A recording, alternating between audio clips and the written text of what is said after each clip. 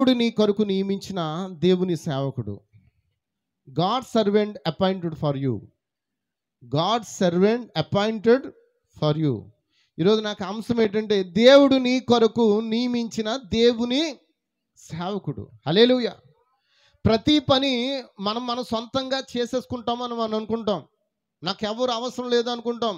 నాకు ఏది అవసరం లేదులే, నేను ఒక్కడే చేసేసుకోగలను అని అనుకుంటాం. సహోదరుడా, ఒక్కసారి ఆలోచించు. దేవుడు నీ జీవితంలో ఆయన ఒక అపాయింట్మెంట్ చేయబడిన ఒక సర్వెంట్ని నీ వద్దట పెట్టి ఉన్నాడు. ఎంతమంది ఆమేన్ అంటారు?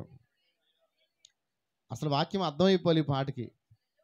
మనం చదువుకున్న లేఖనం ఏంటంటే అపోస్తుల కార్యం 9వ అధ్యాయం మనం చదువుకున్నాం. అక్కడ మనం చూస్తూ ఉన్నాం, తార్సు వాడైన సౌలు అక్కడ కనబడుతూ ఉన్నాడు. అతడు తార్సు వాడు. అతడు అధికారం చేత, అతడుకున్న జ్ఞానము చేత క్రైస్తవులను హింసిస్తూ బాధ పెడుతూ వెళుతూ ఉన్నాడు. కానీ అతని కొరకు దేవుడు ముందుగా అపాయింట్మెంట్ చేసిన ఒక వ్యక్తి ఉన్నాడు. అతడే అననీయ అనే ఒక యాజకుడు, అననీయ అనే ఒక సేవకుడు, గాడ్ సర్వెంట్. అంతమందికి అర్థమవుతుంది? హల్లెలూయా. దేవుడు నీ కొరకు నియమించిన దేవుని సేవకుడు. ఎంతమందికి అర్థమవుతుంది? ఈరోజు మనం ప్రార్థన పూర్వకంగా మనం ఉన్నప్పుడు ఆ సర్వెంట్ యొక్క విలువేంటో మనకు అర్థమవుతుంది. ఇతడు వన్ సర్వెంట్ కాదు, గాడ్ సర్వెంట్, దేవుని సేవకుడు. ఎంతమందికి అర్థమవుతుంది? ఏదో ఒక్క సేవకుడు కాదండి, ఏదో మనుషుల చేత నియమించబడిన వ్యక్తి కాదండి, ఏదో ప్రజల మెప్పు కొరకు నిలబెట్టిన వ్యక్తి కాదండి. ఇతడు దేవుని చేత ఎన్నిక చేయబడిన దేవుని యొక్క ప్రతినిధి ఉన్నాడు, దేవుని సేవకుడై ఉన్నాడు, గాడ్ సర్వెంట్. హల్లెలూయా. ఎంతమందికి అర్థమవుతుంది? హల్లెలూయా. కాబట్టి అతడు ప్రభువా ఇదిగో నేనున్నానను. అందుకు ప్రభు నీవు లేచి, ఎందుకంటే అంతకు ముందు వచ్చిన మీతో నేను చదివి వినిపించాలి, మీకు అప్పుడు ఆ వాక్యం అనేది ఇంకా బాగా మీకు అర్థమవుతుంది. ప్రతి ఒక్కరు కూడా అపోస్తుల కార్యములు 9వ అధ్యాయము తెరవండి. అందరూ కూడా చాలా జాగ్రత్తగా మరి మీకు హృదయములను మీ తలంపులను ఆయన యందు ఆయన పాదముల ఎదుట ఉంచి మరి వినవలసిన ప్రోటం మనం చేస్తూ ఉన్నాను. దేవునికి స్తోత్రం. హల్లెలూయా. అపోస్తుల కార్యము 9వ అధ్యాయము మరి 7వ వచనం. అతనితో ప్రయాణం చేసిన మనుషులు ఎవరు? సౌలుతో ప్రయాణం చేసిన మనుషులు ఆ స్వరం వినిరి గాని ఎవరిని చూడక మౌనులై నిలవబడ్రి. సౌలు నేల మీద నుండి లేచి కన్నులు తెరిచినను ఏమీ చూడలేకపోయిన గనుక వారు అతని చెయ్యి పట్టుకుని దమస్కులోనికి నడిపించిరి. దేవునికి స్తోత్రం. దమస్కు పట్టణానికి వచ్చాడు కానీ ఇంకా దమస్కులోనికి వెళ్ళలేదు. దమస్కు పట్టణం యువతలనే అతడు అగ్ని దర్శనం పొందుకున్నాడు. ఎంతమంది ఆమేన్ అంటారండి? దేవునికి స్తోత్రం. అతడు అగ్ని దర్శనాన్ని పొందుకున్నాడు. ఆ పరమందున ఆ యొక్క దేవుడు ఇప్పుడు యేసుక్రీస్తుకున్న అదే దేవుడు అగ్ని స్తంభంగా ఇప్పుడు సౌలుకు ప్రత్యక్షమవుతూ ఉన్నాడు. దేవునికి స్తోత్రం.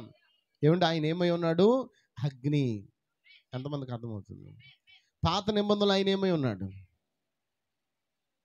అమ్మా మీరు ఆమెన్ చెప్పి ఏదైనా చెప్తే ముందుకు వెళ్దాం. హల్లెలూయా. హల్లెలూయా. పాత నిబంధనలు ఆయన ఏమై ఉన్నాడు? హల్లెలూయా. దేవునికి స్తోత్రం. హల్లెలూయా. పాత నిబంధనలు ఆయన ఏమై ఉన్నాడంటే అగ్ని స్తంభమై ఉన్నాడు. ఎలాగున్నా సార్, ఇశ్రాయేలు ప్రజల్ని నడిపించడానికి పగలు మేఘస్తంభంగాను రాత్రి అగ్నిస్తంభంగాను దిగి వచ్చిన అదే దేవుడు ఒక మనిషి కుమారునిగా యెహోషువ ఎదుట దూసిన ఖడ్గం చేత పట్టుకుని అక్కడ నిలబడి ఉన్నాడు. ఆయన ఎవరో కాదు, ఆ నజరుడగు యేసుక్రీస్తే ఆ దూసిన ఖడ్గం చేత అక్కడ పట్టుకుని ఉన్నాడు. హల్లెలూయా. అదే అగ్ని స్తంభము ఇశ్రాయేలు ప్రజలను ఎర్ర సముద్రం గుండా నడిపించినది అదే అగ్ని స్తంభము. హల్లెలూయా. ఇశ్రాయేలు ప్రజలు 40 సంవత్సరములు అరణ్యములో నడిపించిన అదే అగ్ని స్తంభము ఒక రోజున యెహోషువ ఎదుట యెరికో కోట గోడల ముందు దూసిన ఖడ్గము చేత కత్తి చేత పట్టుకుని నిలబడి ఉన్నాడు. అదే అగ్ని స్తంభముగా ఉన్న యేసుక్రీస్తు ఇప్పుడు మళ్ళీ సౌలుకు ప్రత్యక్షమవుతున్నాడు. కానీ సౌలుకు ప్రత్యక్షమైనప్పుడు ఆయన మనిషి కుమారుడుగా లేడండి. సౌలుకు ప్రత్యక్షమవుతున్నప్పుడు ఆయన నరరూపుగా లేడండి. ఆయన ఏమై ఉన్నాడంటే పాత నిబంధనలో యెహోవాయే క్రొత్త నిబంధన యేసుక్రీస్తుగా అతడు సౌలుకి తార్సువాడైన సౌలుకి ప్రత్యక్షం వచ్చుకున్నాడు ఆయన. దేవునికి స్తోత్రం. హల్లెలూయా. ఎందుకంటే అప్పటి వరకు అతను పిచ్చివాడే ఉన్నాడు. ఏంటా పిచ్చి అంటే యూదులకు ఒక్కడే దేవుడు. హల్లెలూయా. యూదులకు ఒక్కడే దేవుడు. మరి క్రైస్తవులకి 10 మంది ఉన్నారా? లేరండి. నాకు మాత్రం ఒక్కడే ఉన్నాడు ఆయన. నాకు మాత్రం ఒక్కడే ఉన్నాడు. నా బైబిల్ చెప్తుంది దేవుడు ఒక్కడే అని. మీ బైబిల్ సాక్ష్యం ఇస్తుందా? ఆయన ముగ్గురుగా లేడు, ఇద్దరుగా లేడు, నలుగురుగా లేడు. ఆయన ఒక్కడే దేవుడు. ఆ తార్సు వాడైన సౌలుకి పాత నిబంధనలో ఆ యొక్క అగ్నిస్తంభంగా దర్శనమిచ్చిన అదే దేవుడు, యూదులు నడిపించిన అదే దేవుడు, ఇశ్రాయేలు ప్రజలు నడిపించిన అదే దేవుడు ఇప్పుడు నాకు దర్శనం ఇచ్చాడని ఇప్పుడు సౌలు ఏం చేస్తున్నాడు? కంగారు పడుతూ ఉన్నాడు. అయ్యా నువ్వెవరు ప్రభువా, నువ్వెవడవే అని అడిగాడా? ప్రభువా అన్న మాట ఎవ్వరిని అనండి. యూదులు ఎవరు కూడా ప్రభువా అనే మాట వాడరండి. ఎవరికి వాడరు. ఎవరికి వాడతారంటే అగ్ని స్తంభం కలిగిన దేవునికి మాత్రమే వాడతారు. హల్లెలూయా, హల్లెలూయా. ప్రభువా నువ్వెవడవే, నువ్వెవడవంటే అప్పుడు ఏమన్నాడు? నీవు హింసించున్నా యేసును నేనే. ఆమేన్. నీవు హింసించున్న యేసును నేనే. ఎంతమందికి అర్థమవుతుంది? ఆయన ఎలా కనబడ్డాడు ఇప్పుడు అక్కడ? ఎలా కనబడ్డాడు అమ్మ చెప్పాలండి? అగ్ని. ఆయన దహించు అగ్నిగా ఉన్నాడు ఆయన. హల్లెలూయా, హల్లెలూయా. వెంటనే అతను కనులు ఏమైపోయాయి? గుడ్డిగా మారిపోయాయి. ఆ వెలుగును చూడలేకపోయాడు. అక్కడున్న ప్రజలంట ఆ వెలుగును చూచిరి కానీ స్వరం వినలేదన్నాడు. మరొక చోట ఉంటుందంటే వారు వెలుగును చూడలేదు కానీ స్వరమును విన్నారు. దేవునికి స్తోత్రం. ఏ వెలుగును చూచారు? వారు ఏ వెలుగును విన్నారు? ఏ స్వరాన్ని విన్నారు? దేవునికి స్తోత్రం. వారు చూచిన వెలుగు ఆ తార్సు వాడైన సౌలుకు మాత్రమే కన్నులు పోయినట్లుగా చేసింది. కానీ మరి అక్కడున్న ఆ తార్సు వాడైన సౌలుతో కూడా ఉన్న ఆ యొక్క సైనికులకి ఎవరికైనా కళ్ళు పోయాయా? ఎవరికి పోలేదు. అంటే వారు చూసిన వెలుగు ఏంటంటే ఆ పై రూపాన్ని మాత్రమే చూచారు. ఆ పై వెలుగునే చూచారు. కానీ అసలైన వెలుగును చూచిన వాడు ఎవరంటే విశ్వాసమందు పాతి పెట్టబడిన ఆ తార్సు వాడైన సౌలు మాత్రమే అసలైన వెలుగును ప్రత్యక్షత పొందుకున్నాడు. హల్లెలూయా. ఆ యొక్క సౌలుతో ఆ స్వరం మాట్లాడుతుంది. ఏమని? సౌలా, సౌలా అని పిలుస్తుంది. అవునా కదా? ఆ స్వరం మాట్లాడుతుందా లేదా? ఆ స్వరము ఆ సౌలుకైనా పడింది. పేరు పెట్టి పిలిచిన దేవుడు. ఆ పేరు ఆయనకు మాత్రమే తెలుసు. నీ పేరు ఆయనకు మాత్రమే తెలుసు. నా పేరు ఆయనకు మాత్రమే తెలుసు. హల్లెలూయా. పేరు పెట్టి పిలిచిన దేవుడు. సౌలా, సౌలా అని ఆయన స్వరం కేకలు పెడుతుంటే నువ్వెవడు ప్రభువా అని అడుగుతున్నాడు. అంటే ఆ స్వరము ఆ సౌలుకి ఏమైంది? అర్థమైంది. దేవునికి స్తోత్రం. మరి అక్కడున్న శిష్యులకి ఆ స్వరము అర్థం కావట్లేదు. ఏంటంటే ఆ స్వరం వారికి ఎలా వినబడుతుంది? ఉరుముల మెరుపుల స్వరం వలె వినబడుతుంది. తలతల మెరుపుల స్వరముల వలె వినబడుతుంది. హల్లెలూయా. ఆయన స్వరం ఎలా వినబడదు తెలుసా? జలద్వారాల ధ్వని వలె వినబడాలి. అది ఆహ్లాదమిచ్చే స్వరమై ఉన్నది. సౌలా, సౌలా. ఎంతమందికి అర్థమవుతుంది? దేవునికి స్తోత్రం. హల్లెలూయా, హల్లెలూయా. నీవేళ నన్ను హింసించుచున్నావు. హల్లెలూయా. ఏంటి? నీవేళ నన్ను హింసించున్నావు. తనతో ఒక స్వరం పలుకుట అతడు ఏం చేశాడు? విన్నాడు. అది అందరూ విన్నారా అంటే అందరూ వినలేదు. అందరికి ఆ స్వరము అర్థం కాలేదు. ఈ రోజున వాక్యం అనేది అందరికీ అర్థం కాదు. ఎవరికి అర్థమవుతుంది? ఎవరికి అర్థమవుతుంది? దేవునికి స్తోత్రం. ఎవరికి అర్థమవుతుంది? ఆయన ప్రత్యక్షత కొరకు, ఆయన యొక్క సింహాసనం కొరకు, ఆయన రాజ్యము కొరకు, ఆయన యొక్క రాకడ కొరకు, ఆయన ఎత్తబాటు కొరకు, ఆ స్వస్థత కొరకు, ఆయన యొక్క విమోచన కొరకు, ఆ విమోచన దినం కొరకు ఎవరైతే ఉద్రేకం కలిగి లేకపోతే ఉత్తేజం కలిగి ఎదురు చూస్తూ ఉంటారో వారికే ఈ స్వరం అర్థమవుతుంది. అది అందరికీ అర్థం కాదండి. అది అందరితో మాట్లాడే స్వరం కాదండి. అది ప్రత్యేక తరగతి ప్రజలతో మాట్లాడే స్వరం. అది స్పెషల్ క్లాస్ ఆఫ్ పీపుల్. ఆ ప్రత్యేక తరగతి ప్రజలు ఇక్కడ ఉన్నారని నేను నమ్ముతున్నాను. ఈ స్వరం అందరికీ అర్థం కాదు కదా. నీకు అర్థమవుతుందంటే నువ్వు చాలా ధన్యుడివి, నువ్వు ధన్యురాలివి. ఆమేన్. ఎంతమందికి అర్థమవుతుందండి? దేవునికి స్తోత్రం. హల్లెలూయా, హల్లెలూయా. అక్కడ అంటున్నాడు, అక్కడ ఏం జరిగిందో తెలుసా? సౌలు నేల మీద నుండి లేచి కన్నులు తెరిచి ఏమీ చూడలేకపోయిను గనుక వారు అతన్ని చెయ్యి పట్టుకుని దమస్కులోనికి నడిపించారు. అంటే వారి కళ్ళు కనబడుతున్నాయి, ఇతను కన్నులు మాత్రము పోగొట్టుకున్నాడు. కారణం ఏంటో తెలుసా? అతడు నేరుగా ఆ యొక్క వెలుగు దర్శనాన్ని చూచున్నాడు. దేవునికి స్తోత్రం. దేవుని నామానికి మహిమ కలుగును గాక. హల్లెలూయా, హల్లెలూయా. అతడు 3 దినములు చూపు లేక అన్నపానములు ఏమి పుచ్చుకొనకుండా ఉన్నాడు. ఎన్ని దినాలండి? 3 దినాలు చూపు లేదు, అన్నపానాలు కూడా తీసుకోలేదు. దమస్కులో అననీయ అని ఒక మనుషుడు ఉండెను. ప్రభువు దర్శనమందు, ఎప్పుడంటండి? అందరూ చెప్పాలి. ప్రభు దర్శనమందు అననీయ అని అతన్ని పిలువుగా అతడు, ప్రభువా ఇదిగో నేనున్నాను అన్నాడు. దేవునికి స్తోత్రం. అంటే దేవుడు దర్శనం ద్వారా మాట్లాడే దేవుడేనా? ఆమేనంటారా సహోదరా? దేవుడు దర్శనంగా మాట్లాడే దేవుడేనా? దర్శనాలతో స్వరంతో ఇచ్చి మాట్లాడే దేవుడేనా? ఇప్పుడు అతను అన్నాడు, ప్రభువా ఇదిగో నేనున్నాను. అందుకు ప్రభు, నువ్వు లేచి తిన్నదనబడిన వీధికి వెళ్ళి యోదాను వాని ఇంట తార్సువాడైన సౌలను వాని కొరకు విచారించు. ఇదిగో అతడు ప్రార్థన చేస్తున్నాడు. అతను ఏం చేస్తున్నాడండి? అన్నపానములు మానేసి ఏం చేస్తున్నాడు? అన్నపానములు మానేసి ఏం చేస్తూ ఉన్నాడు? మన అన్నపానములు మానేసి ఏం చేస్తున్నాం? ప్రార్థిస్తున్నారా? నిజం చెప్పండి. నువ్వు కోపం వచ్చి అన్నం తినడం మానేస్తావు, ప్రార్థిస్తావా? కోపాలు వచ్చి అన్నం తినడం మానేస్తారు. కొంతమంది కోపాలు వచ్చి మానేస్తారు, కానీ అయ్యో నా సమస్య తీరడానికి నేను అన్నం తినడం మానేస్తానని ఎవరన్నా అనుకుంటారా? దేవునికి స్తోత్రం. కోపాలు వచ్చి అన్నం తినడం మానేస్తావు, కానీ కోపాలు వచ్చి ఆనందం తినడం మానేయడం కాదండి. నీ బాధ నిమిత్తం, నీ శ్రమ నిమిత్తం, నీ సమస్య నిమిత్తం నువ్వు ఉపవాసం ఉండి ప్రార్థించినప్పుడు దేవుడు నీకు దర్శనం ద్వారా, ఆ యొక్క స్వరం ద్వారా మాట్లాడే దేవుడే ఉన్నాడు. ఎంతమందికి అర్థమవుతుందండి? కాబట్టి యోదాను వాని ఇంట తార్సువాడైన సౌలు అనే వాని కొరకు నువ్వు విచారించు. ఇదిగో అతడు ప్రార్థన చేస్తున్నాడు. అతడు అననీయ అని ఒక మనుషుడు లోపలికి వచ్చి తాను దృష్టి పొందినట్లు తల మీద చేతులుంచుట చూచి ఉన్నాడని చెప్పాను. ఈ అననీయ ఎప్పుడు వెళ్ళాడు, ఎప్పుడు చేతులుంచాడు? అవన్నీ దర్శనంలో చూస్తున్నాడు. ఎవరు చూస్తున్నారు? దేవునికి స్తోత్రం. హల్లెలూయా, హల్లెలూయా. ఆ సౌలు దర్శనం చూచాడు. నేను నీకు చెప్తున్నాను, నువ్వు వెళ్ళి అతని మీద ఏం చేయాలి? అమ్మా వింటున్నారా? నువ్వు వెళ్ళి ఏం చేయాలి? అతని మీద చేతులు ఉంచాలంతే. నువ్వు చేతులు ఉంచితే నేను ఏం చేస్తాను అక్కడ? అంత అవసరమా చేతులు ఉంచడం? పాపం ప్రార్థన చేస్తున్నాడు కదా, దేవుడు ఏం చేయొచ్చు? వెంటనే కార్యం చేసేయచ్చు కదా, పోలే కళ్ళు తెరిచేయచ్చు కదా. లేదండి, God servant appointed for you. సౌలు కొరకు దేవుడు ఏర్పాటు చేసిన ఒక యాజకుడు అక్కడ ఉన్నాడు. సౌలు కొరకు దేవుడు ఏర్పాటు చేసిన ఒక సేవకుడు అక్కడ ఉన్నాడు. God servant appointed for you. ఇప్పుడు నీ కొరకు కూడా దేవుడు నియమించిన దేవుని సేవకుడు అక్కడ ఉన్నాడు. ఎంతమందికి అర్థమవుతుంది? హల్లెలూయా. నువ్వు వెళ్ళి అతని మీద చేతులు ఉంచి అన్నాడు, అంతే.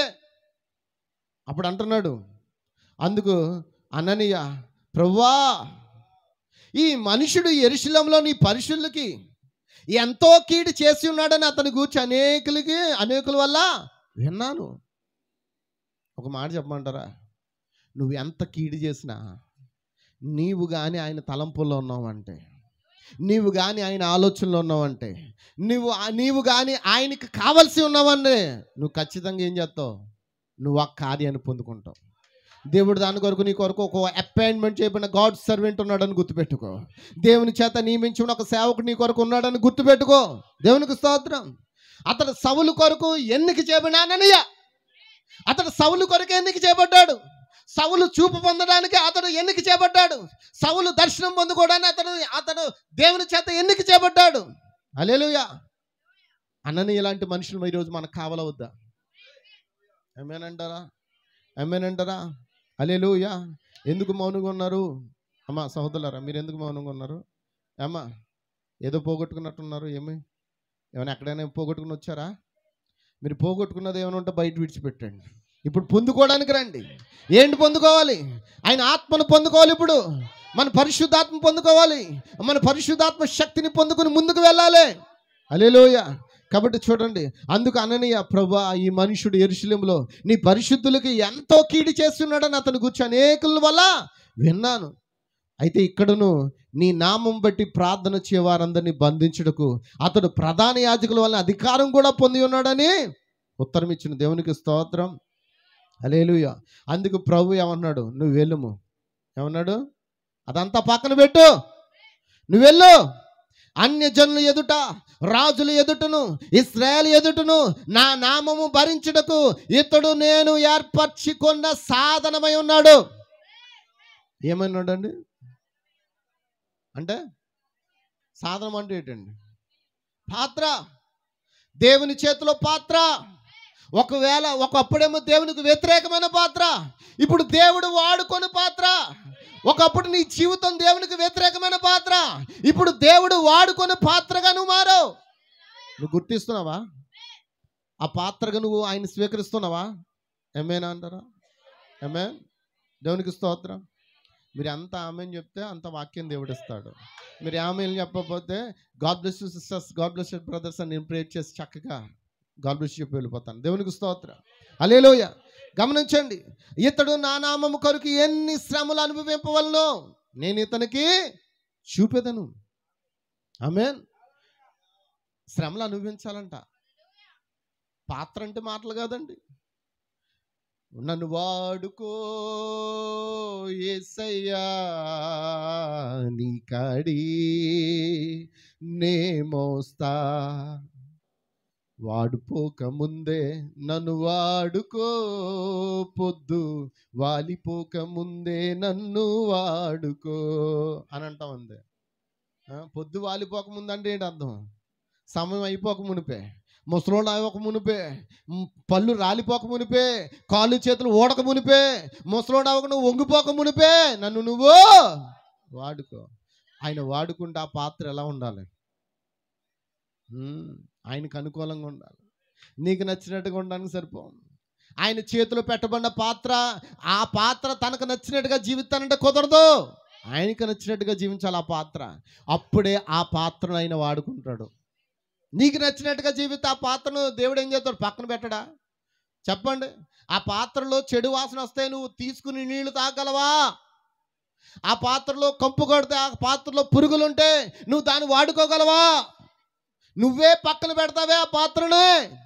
ఆయన దివ్యమైన చేతులు కలిగిన వాడు, ఆయన అపరంజి వంటి పాదములు కలిగిన వాడు.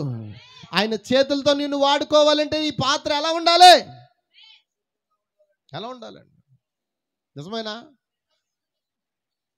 హల్లెలూయా. ఈ పాత్రలో ఇంకా కోపాలు ఉన్నాయి, ఈ పాత్రలో ఇంకా ద్వేషాలు ఉన్నాయి, ఇంకా ఈ పాత్రలో కోపాలు, ద్వేషాలు, అసూయలు, మత్సర్లు, డాబులు, డంబాలు ఎన్ని ఉన్నాయో తెలుసా? హల్లెలూయా. లేనిది ఉన్నట్టు చెప్పే పాత్ర కూడా ఉంది. ఉందా లేదా? హల్లెలూయా. అబద్ధములాడే పాత్రలు ఉన్నాయి. ఏ పాత్రను ఆయన వాడుకుంటాడు? ఆయన ఆ పాత్ర వాడబడాలంటే ముందు ఆ పాత్ర ఏం చేయబడాలి? శుద్ధి చేయబడాలి, కడగబడాలి. ఆయన రక్తం చేత కడగబడాలి. ఆ పాత్రకి శోధనలు ఉంటాయని చెప్తున్నాడు దేవుడు. ఇదిగో ఇతడు నా నామము కొరకు. అంతేగాని మనకు వచ్చే శోధనలో మనం ఏమనుకుంటాం? అయ్య బాబు దేవుణ్ణి నమ్ముకున్నాను అందుకే శోధనలు వచ్చాయి అనుకుంటాం. కాదు కాదు కాదు. ఆయన నామము కొరకు, ఆయన పని కొరకు, ఆయన కొరకు నువ్వు ఎన్ని శ్రమలు అనుభవింపవలనో నేను నీకు చూపిద్దనని చెప్తూ ఉన్నాడు. ఏమండి? ఎంతమందికి అర్థమవుతుంది? కానీ ఇప్పుడు వచ్చే శ్రమలు ఎలా వస్తున్నాయి? పనికి మాలిన కార్యాల వల్ల వస్తున్నాయి, మన యాటిట్యూడ్స్ వల్ల వస్తున్నాయి, మన ప్రవర్తన వల్ల వస్తున్నాయి, మన బుద్ధి వల్ల వస్తున్నాయి. నిజమేనా? మీ హృదయాలు బాధ పెట్టుకుని నేను ఏం చేయలేను. ఉన్నమాట ఉన్నదే మాట్లాడుకుందాం. దేవునికి స్తోత్రం. చెప్పండి. మన యాటిట్యూడ్స్ వలన, మన పనికి వల్ల, బుద్ధి వలన, మన ప్రవర్తన వలన, మన ఆలోచన వలన, మన కార్యాల వల్ల మనకు శ్రమలు వస్తున్నాయి. కానీ ఆయన బట్టి వస్తున్నాయా? మరి శ్రమలో నిన్ను విడిపించాలంటే ఎలా విడిపించగలడు ఆయన? ఆయన బట్టి వచ్చిన శ్రమలో అయితే నిన్ను ఏం చేస్తాడు? ఏ సౌలు విడిపించలేదా? సౌలు శీలలు ఇద్దరు, పౌలు ఇద్దరు, శీలలు ఇద్దరు ఎక్కడున్నారు? చెరసాల్లో బంధింపబడలేదా? ఎదురుగా బొందులేసి కట్టేలేదా? వారు మాట్లాడడానికి కూడా శక్తి లేకుండా చేసేలేదా? చీకటి కొట్లో పాడేలేదా? వారు ఒక్కటే చేశారంట. దేవుని ఏం చేశారంట? స్తుతించారంట. నాకెందుకు ఈ క్రమ, నాకెందుకు ఈ శ్రమ, నాకెందుకు ఈ కష్టం, ఏదో అంటారు కదా, ఏదో మాట అంటారు, అందరికి అలవాటు అయిపోయిన మాట ఇది. బాగా ఈ కర్మ ఏంటది? ఈ కర్మ ఏంటి? కర్మ ఆయన పెట్టింది కాదు, కర్మ మనం తెచ్చుకుంది. ఈ కర్మ, ఈ కర్మలో మనం తెచ్చుకున్నాయి, ఆయన పెట్టింది కాదండి. వాళ్ళు అనలేదు అలాగా. పౌలు శీలలో ఈ కర్మ ఏంటని అనలేదు. వాళ్ళు బంధింపబడును, యెహోవాను స్తుతించడం మంచిదని వారు పెదవులు చేసి ఆయన స్తుతిస్తూ ఉన్నారంట. వెంటనే ఏమైపోయాయి? చరాసాల పునాదులన్నీ ఏమైపోయాయి? కదిలిపోయాయి. వారి చేతి బంధకాలన్నీ విడిపోయాయి. దేవునికి స్తోత్రం. అంత అద్భుత కార్యములు చేసిన అదే దేవుడు ఈరోజు మన మధ్య ఉంటే ఎంత బాగుంటుందండి. ఒక్కసారి చప్పట్లు కొడతారు. దేవునికి స్తోత్రం. హల్లెలూయా. కాబట్టి ఇతడు నా కొరకు, నా నామము కొరకు ఎన్ని శ్రమలు అనుభవింపాలో నేను ఇతనికి చూపుదని అతనికి చెప్పాను. అన్నయ్య వెళ్ళి ఆ ఇంట ప్రవేశించి అతని మీద ఏం చేశాడు? నేను సింపుల్గా చెప్పుకుంటూ పోతా ఉన్నాను. ఆమేన్. అతని మీద చేతుల నుంచి ఏం చేశాడు? సౌలా, సహోదరుడా, నీ వచ్చిన మార్గంలో నీకు కనబడిన ప్రభువైన యేసు నీవు దృష్టి పొంది పరిశుద్ధాత్మతో నింపబడినట్లు నన్ను పంపి ఉన్నాడని చెప్పాను. చేతుల నుంచి మాట చెప్పాడు అంతే. అంతేగానే ఓ పొందుకో పొందుకో పొందుకో అనలేదు. అవునా కదా అమ్మా? చేతుల నుంచి ఏమన్నాడు? సహోదరుడా, సౌలా, సహోదరుడా, నువ్వు వచ్చిన మార్గంలో నీకు కనబడిన ప్రభువైన యేసు అగ్ని స్తంభము నువ్వు దృష్టి పొంది పరిశుద్ధాత్మతో నింపబడినట్లుగా నన్ను పంపి ఉన్నాడని అతనితో చెప్పాను. అప్పుడే అతని కన్నుల నుండి ఏమైపోయాయంట? నమ్ముట నీ వలనైతే నమ్ము, వానికి సమస్తము. అందరూ ఒక్కసారి గట్టిగా, నమ్ముట నీ వలనైతే. ఇంకా గట్టిగా నువ్వు మాట చెప్తాను, నమ్ముట నా వలనైతే. అందరు గట్టిగా గట్టిగా. ఎవరికి గట్టిగా? ఎవరికి వద్దనుకుంటాను. నమ్ముట నా వలనైతే నమ్ము, నాకు సమస్తము. నమ్ముట నీ వలనైతే నమ్ము, వానికి సమస్తము సాధ్యమని చెప్పిన మాట ఇప్పుడు మనం అన్వయించుకోండి. నమ్ముట నా వలనైతే నమ్ము, నాకు సమస్తము సాధ్యమే. దేవునికి స్తోత్రం. హల్లెలూయా. కాబట్టి అప్పుడే అతని కళ్ళ నుండి ఏమైపోయాయంట? పొరల వంటివి రాలగా దృష్టి కలిగి లేచి బాప్తిసము పొందాను. తర్వాత ఆహారం పుచ్చుకుని ఏం చేశాడు? అతడు బలపడ్డాడు. దేవునికి స్తోత్రం. గమనించండి, పౌలు కొరకు ఏర్పాటు చేయబడిన దేవుని సేవకుడే అననీయ. ఇలా కొంతమంది వ్యక్తులను చూపించి మీకు ఈరోజు వాక్యాన్ని ముగించాలని అనుకుంటున్నాను. ఎంతమందికి అర్థమవుతుంది? అంటే చేతులుంచడం ద్వారా స్వస్థత ఉందంటారా? నమ్ముతున్నావా? నమ్ముట నీ వలనైతే నమ్ము, సమస్తము నీకే సాధ్యము, నాకు సాధ్యము. నమ్మితేనే. దేవునికి స్తోత్రం. సాక్షుడు అనే వర్తమానంలో ఈ కాలప్రవక్త చెప్తూ ఉన్నాడు. 53వ సంవత్సరం చెప్పిన మాటను. పౌలు ఒకప్పుడు సౌలుగా తన మార్గము వెళ్ళుచుండగా తన ముందు వెలుగు పడినప్పుడు గుడ్డివాడగుట్లో ఆశ్చర్యమేమీ లేదు.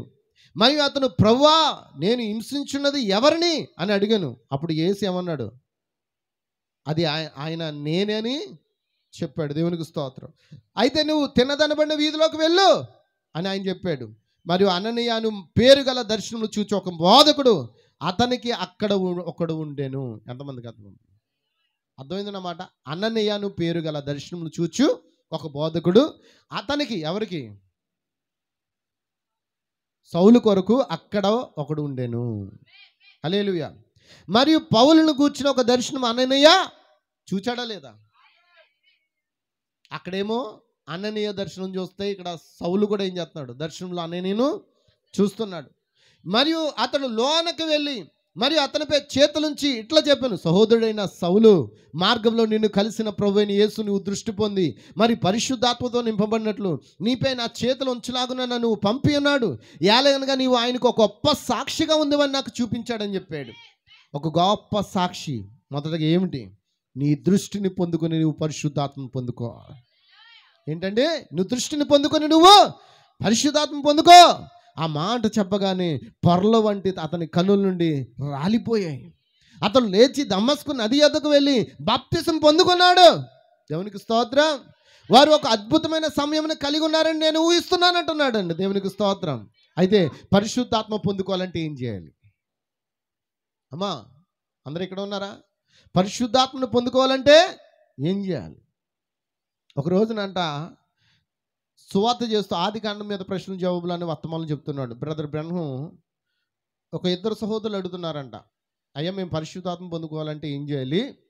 ఇప్పుడు మేము వెంటనే తెల్లని వస్త్రాలు వేసుకుని నిలువు టంగీలు వేసుకుని నీ దగ్గరికి రావాలా, మన చర్చిలోకి వెళ్ళి ప్రార్థన చేయాలా అని అడిగాడంట. ఎంతమందికి అర్థమవుతుంది? అమ్మా ఏంటండి ఏం కావాలన్నాడు? ఆ ఇద్దరు సోదరులు ఏమడిగారండి? బ్రదర్ బ్రహ్మ మాకు పరిశుద్ధాత్మ కావాలి, ఏం చేయాలి? ఆ ఇద్దరు సోదరులు అంటున్నారంట, అయితే మేము ఇలా చేస్తాం, మేము ఇంటికి వెళ్ళి తలారా స్నానం చేసి తెల్లని వస్త్రాలు వేసుకుని నిలువుటంగి వేసుకుని మేము మీ దగ్గరికి వస్తాం, చర్చిలో మా కొరకు మీరు ప్రార్థన చేయమన్నాడు. దేవునికి స్తోత్రం, హల్లెలూయా. అక్కడ క్రింద హైమన్ యాపిల్ మ్యాన్ మీద కేవలం చేతులు ఉంచాను, మరియు అతడు పరిశుద్ధాత్మ బాప్తిసం పొందుకున్నాడని చెప్తున్నాడు. చూడండి, హల్లెలూయా. అతను అంటున్నాడు, బ్రదర్ బ్రహ్మ మీరు వెళ్ళి స్నానాలు చేసి వస్త్రాలు మార్చుకుని వచ్చినంత మాత్రాన పరిశుద్ధాత్మ పొందుకోరు. మరి పరిశుద్ధాత్మ కావాలంటే ఏం కావాలి? ఒక స్థిరమైన బుద్ధి, ఒక స్థిరమైన విశ్వాసం, ఒక స్థిరమైన హృదయం. ఆ హృదయం కలిగి నువ్వు వచ్చి నా మీద చేతులుంచు బ్రహ్మం అంటే నేను మీ మీద ఏం చేస్తాను? చేతులుంచుట. ఎంతమందికి అర్థమవుతుంది? చేతులుంచుట ద్వారా పరిశుద్ధాత్మ పొందుకుంటా. బైబిల్ అదే చెప్తుంది. ఫిలిప్పు అనేక మందికి బాప్తిస్మలు ఇచ్చిన తర్వాత పేతురు దగ్గర ఆ పరిశుద్ధాత్మ అనే తాళపు చెవి ఉన్న కారణాన్ని బట్టి ఫిలిప్పు ఆ బాప్తిసం పొందుకున్న వ్యక్తులను తీసుకొచ్చి పేతురు ముందు పెట్టగానే పేతురు యోహాను వారి మీద చేతులుంచగా వారు ఏమయ్యారంట? పరిశుద్ధాత్మ పొందుకున్నారు. అంటే చేతులుంచుడు ద్వారా స్వస్థత, చేతులుంచుడు ద్వారా పరిశుద్ధాత్మ పొందుకుంటా. మీరు ఎప్పుడైనా పరిశుద్ధాత్మ కావాలని ప్రార్థన చేయమని ఎప్పుడైనా నన్ను అడిగారా మీ జీవితంలో? నా మాట ఎవరికైనా అర్థమవుతుందా? పరిశుద్ధాత్మ కావాలండి మా కొరకు ప్రార్థించమని అడిగారా? దేనికోసం ప్రార్థించమన్నారు? ఎక్కువ చెప్పండి. ఎవరైనా చెప్పండి, దేని గురించి ప్రార్థన చేయమన్నారు?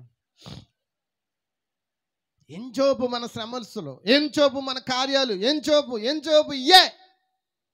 కానీ దైవికమైన కార్యాల గురించి ప్రార్థించమని ఎప్పుడన్నా అడిగారా? దైవికమైన కార్యాలు పొందుకున్నట్లుగా ఇగో ప్రభువా నేను పరిచర్య చేయాలనుకున్నాను, ఇదిగో నీ సన్నిధిలో నా కొరకు ప్రార్థన చేయమని అడిగారా? నేను నీ సన్నిధిలో ప్రార్థించాలనుకున్నా, నా కొరకు ప్రార్థించమని అడిగారా? నీ సన్నిధిలో పాత్రగా వాడబడాలనుకున్నా, నా గురించి ప్రార్థించమని ఎప్పుడైనా అడిగారా? నాకు పరిశుద్ధాత్మ కావాలండి, నా మీద చేతుల నుంచి ప్రార్థించమని అడిగారా? అడగలే. మీరు దేనికోసం అడిగారు? మా సమస్యలు ఉన్నాయి, మాకు స్వస్థత కావాలి, మాకు అది కావాలి, మాకు ఇది కావాలి. కానీ ఇక్కడ ఈ సహోదరులు ఏం అడుగుతున్నారు? మాకు పరిశుద్ధాత్మ కావాలి. దేవునికి స్తోత్రం.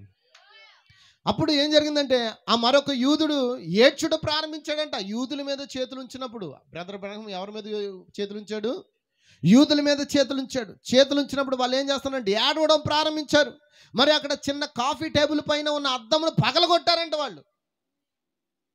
అర్థమవుతుందండి? వాళ్ళు ఎక్కడ ఏ స్థలంలో ఉన్నారో ఆ స్థలంలో ఉండి వారు ప్రార్థించమని అడిగినప్పుడు, వారి మీద చేతులుంచి ప్రార్థించినప్పుడు వాళ్ళ ముందున్న కాఫీ టేబుల్ని ఏం చేశారంట? ఆ పరిశుద్ధాత్మ శక్తిని పొందుకొని వారు పగలగొట్టి గట్టిగా ఏడవడం మొదలు పెట్టారంట. అమ్మ వింటున్నారా? పరిశుద్ధాత్మ పొందుకోవడం అంటే ఏంటి చెప్పండి, నిజం చెప్పండి. గంతులేసేసి అరిసేసి ఇంక ఈ చివరి ఆ చివరికి, ఆ చివరి ఈ చివరికి మొత్తం దొల్లేయడం అనుకుంటున్నారా? కాదండి. పరిశుద్ధాత్మ పొందుకోవడం అంటే తెలుసా? నీ పాపముల నిమిత్తం నువ్వు ప్రాయశ్చిత్త పడి కన్నీరు కాచి దేవుని సన్నిధిలో మోకరించి ప్రార్థించుటే పరిశుద్ధాత్మ పొందుకున్నామన్న దానికి ఒక నిదర్శనమై ఉన్నదే. దేవునికి స్తోత్రం.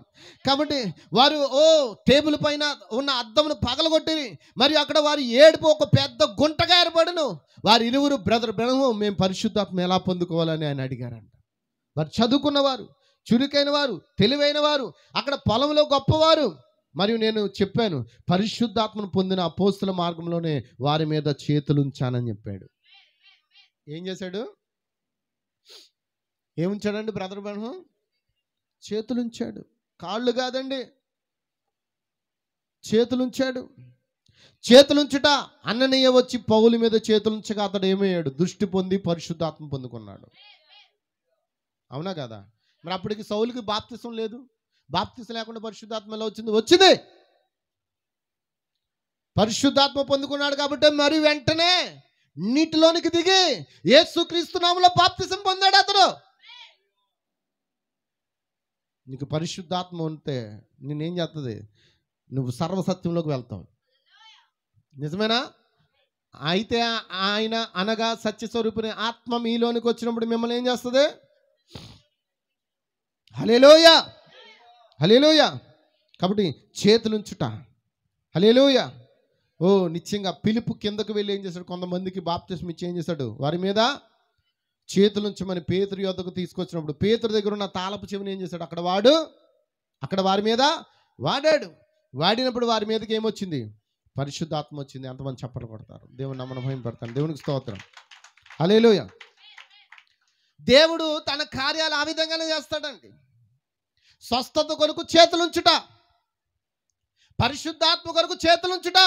ఎంతమందికి అర్థమవుతుంది? మరి స్వస్థత కొరకు కొన్ని కార్యాలు ఆయన కలిగి ఉన్న విధానాలు మనం చూద్దామా? దేవునికి స్తోత్రం. పాత నిబంధనలో స్వస్థత కొరకు దేవుడు సౌలు విషయంలో ఎవరిని ఎన్నుకున్నాడు? ఏమండి?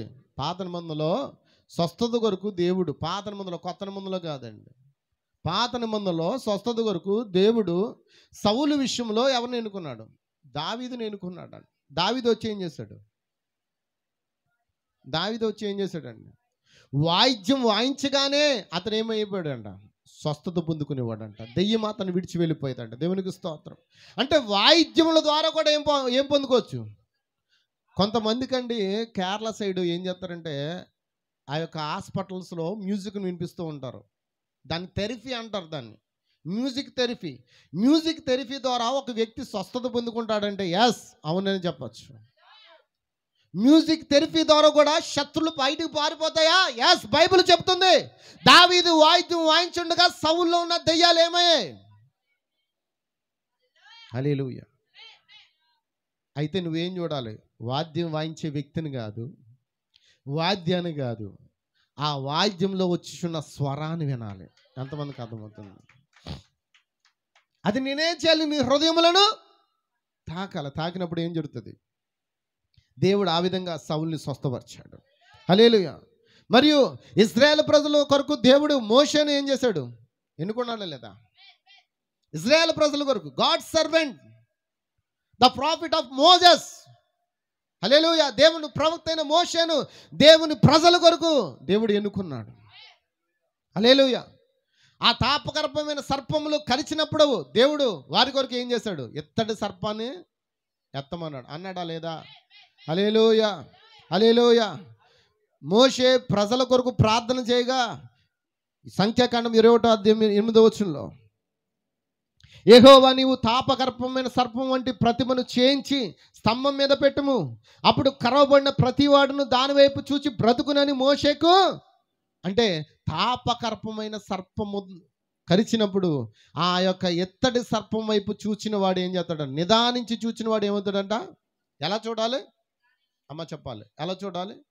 ఆ యొక్క ఎత్తడి సర్పం వైపు ఎలా చూడాలండి? అందరూ నిదానించి చూచిన వాడు ఏమవుతాడంట? స్వస్థత పొందుకుంటాడని. దేవునికి స్తోత్రం. హల్లెలూయా, హల్లెలూయా. నిదానించి చూచిన అందువల్లే ప్రతికారు. నిజమేనా? దేవుడు ఇశ్రాయేలు ప్రజల కొరకు ఏర్పాటు చేయబడిన మార్గం ఏంటంటే ఎత్తడి సర్పం. ఆయన ఏ కార్యాలైనా చేయగలడండి. ఆయన చివరిలో మన కొరకు ఏం చేస్తాడో చూద్దామండి. ఎంతమందికి అర్థమవుతుంది? హల్లెలూయా. సారేపతను ఊరిలో ఒక విధవరాలి కుమారుడు బ్రతికించడానికి దేవుడు గాడ్ సర్వెంట్గా ఏలియాని దేవుడు అక్కడ పెట్టాడు. నిజమేనా? దేవుని సేవకుడిగా అక్కడ ఏలియా ఉన్నాడు. ఆ సారిపతను ఊరిలో విధవరాలి యొక్క కుమారుడు చనిపోయినప్పుడు, అతడు జబ్బు పడినప్పుడు, అతను మంచం మీద ఉన్నప్పుడు ఏలియా అతని మీద 3 సార్లు ఏం చేశాడు? పారజాచుకున్నాడు. దేవునికి స్తోత్రం. దేవుడు దాని ద్వారా ఆ బిడ్డకి ఏం చేశాడు? ఇచ్చాడా? అమ్మ నేను ఇలా చెప్పుకుంటూ వెళ్తున్నాను, ఒక్కొక్కటి వివరించట్లేదు, మీరు అర్థం చేసుకోవాలి. మరియు ఘనురాలైన ఒక స్త్రీ ఉంది, శూన్యమిరాలు. ఆమె కుమారుని బ్రతికించుటకు దేవుడు ఒక గాడ్ సర్వెంట్గా ఎలీషాను అక్కడ ఉంచాడు. దేవునికి స్తోత్రం. హల్లెలూయా, హల్లెలూయా. అతడు కూడా తన యజమానుడు ఏలియా చేసినట్లుగానే ఎలీషా కూడా ఏం చేస్తున్నాడు? ఆ బిడ్డ మీద పారజాచుకున్నాడు. కాళ్ళకి, చేతులకి, మొఖానికి అన్నిటికీ పారజాచుకుని పడుకున్నప్పుడు ఆ బిడ్డ ఏమయ్యాడంట? చచ్చిన బిడ్డ ఏమయ్యాడు? బ్రతికాడా?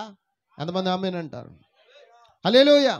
అలా చూస్తుండగా దేవుడు నయమాన్ అనే ఒక శతాధిపతి కొరకు ఒక చిన్నదాన్ని ఎన్నుకున్నాడు. అమ్మా వింటున్నారా? హల్లెలూయా. ఈరోజు నయమానులు చాలామంది ఉన్నారు. ఈ ప్రపంచంలోనే కాదు, మన ఇండియాలోనే కాదు, మన కాకినాడలోనే కాదు, మన సంఘంలోనే కాదు, అన్ని చోట్ల నయమానులు చాలామంది ఉన్నారు. ఏంటి నయమాన్ పరిస్థితి? నయమానికి ఏమొచ్చింది?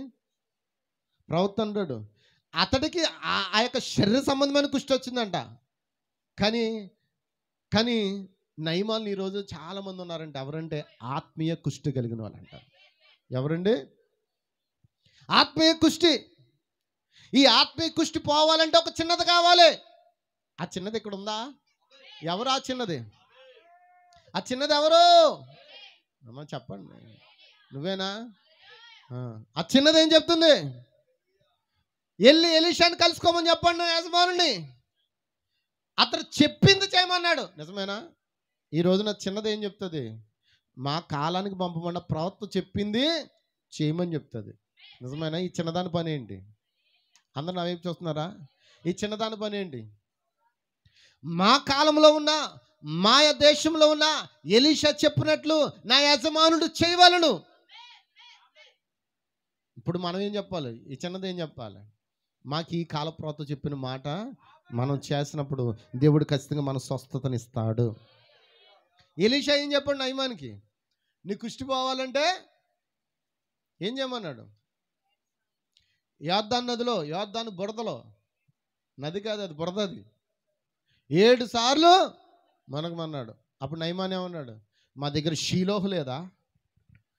మా దగ్గర పెద్ద పెద్ద సరస్సులు లేవా? మా దగ్గర అది లేదా, ఇది లేదా? అంత మంచినీటి సరస్సులు కలిగి ఉన్న ఆ సరస్సులో పోయి కడుక్కుంటే నేను శుద్ధి కాలేనా? పోయి ఆ బురద నీటిలో ములగమంటున్నాడు.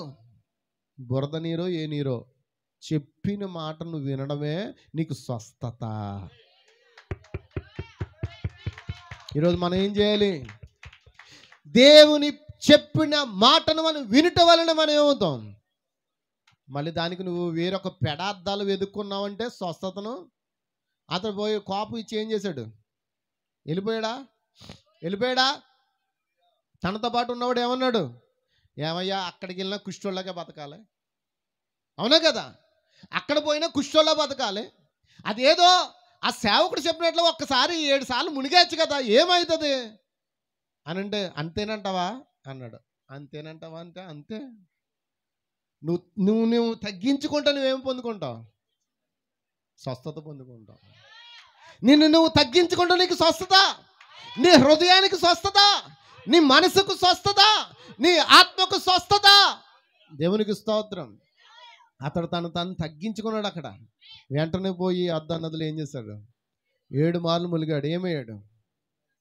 పసి పిల్లల వంటి దేహం కలిగి ఉన్నాడంట. తన జీవితంలో అలాంటి దేహాన్ని ఎప్పుడైనా కలిగి ఉన్నాడా? జీవితాంతం చచ్చేంత వరకు కుష్ఠరోగ బతకవలసినోడు దేవుని మాట వినటం వల్ల, తాను తగ్గించుకునటం వల్ల తన జీవితంలో దేవుడు చేయవలసిన కార్యాన్ని అక్కడ చేసి ఉన్నాడు. హల్లెలూయా. కాబట్టి గమనించండి, దేవుడు ఒక్కొక్కరికి ఒక్కో విధంగా స్వస్థతను అందిస్తూ ఉన్నాడు. ఆయన పని ఏంటి అమ్మ? ఆయన పని ఏంటి? నా బిడ్డలు ఆది కాండంలో అవ్వ చేసిన పాపమునకు మరణాన్ని భూమి మీద తెచ్చుకున్నారు కాబట్టి వారికి విడుదలని ఇస్తానని చెప్పాను. కాబట్టి వారికి విడుదల ఇవ్వడానికి నేను అనేక విధాలుగా నా యొక్క ప్రయత్నాలు వారి పట్ల జరిగిస్తానని అనేక విధములుగా ఆయన స్వస్థతను మనకి ఏం చేస్తున్నాడు? ఇస్తున్నాడా?